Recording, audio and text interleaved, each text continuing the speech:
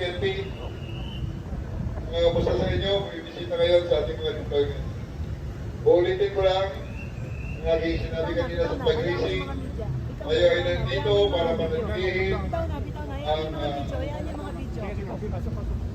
dito tayo para manatilihin ang mission order, ang exercise, maximum tolerance. Sa una ay para sa ating bayan, para sa ating lahat. Ito ang report ng ating presidente sa taong bayan, sa estado ng ating gobyerno. Lahat ng ating mga kababayan at salita, bibigyan natin at gusto maglabas ng kanilang mga hinaing ay pagbibigyan natin within the limits of the law lahat. Remember to exercise maximum tolerance.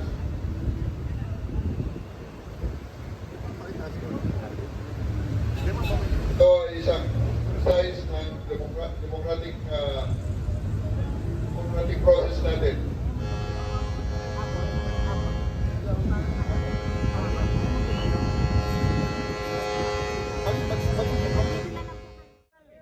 Itong mobile command center na ito, project nyo pa ito nung kayo ang direktor ng QCPD. Kumusta naman sir? Nagpapangsyon ng maayos sir? Yes, magandang function ngayon. Meron tayong monitoring sa mga CCTV na nakafix sa mga kalsada. Yung Project Aurora ng Quezon City. Maraming salamat sa LGU, kay Mayor Pierre Belmonte. Meron din tayong mga mobile CCTV na mga PNP naman na may control. At meron tayong mga body cameras na mamonitor natin dito. So with this alone, namomonitor na yung kaganapan sa buong Quezon City, hindi lang dito sa lugar? Hindi lang buong Quezon City ito. Actually, ang body camera natin nationwide ito.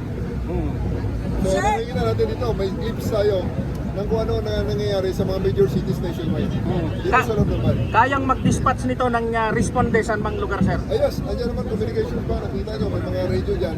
Ang mga radio na yan, ang capability ng ating command center ay pareho na rin dito sa loob ng mobile command natin.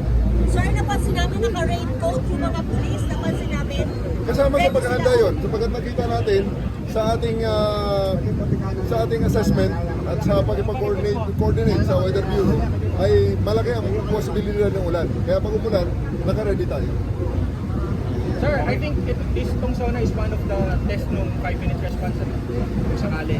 Medyo hindi na siguro 5 minutes to dahil 5 araw na tayo nandito na talagang puspusan at for so long naman ay nakapaganda na tayo. Sir, anong minomonitor sir? Kung merong pwedeng sabihin na minomonitor natin?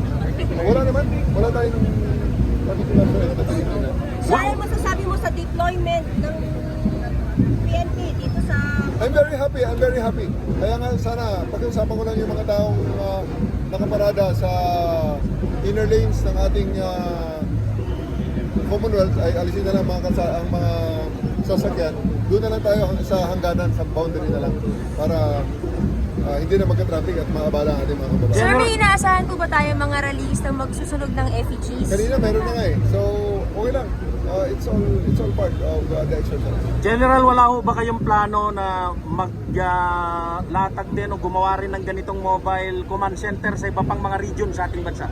Actually, meron tayong mamaya sa kabila, may mas malaking command center, mobile command center tayo doon. Tapos may iba-ibang mga local government units na meron na rin, ina-advise natin kung paano gawin at kung paano gamitin. Sa ibang mga probinsya sir? Yes, sa ibang mga probinsya, meron na. Required ba sir na bawat region kahit isa meron? That's the ideal.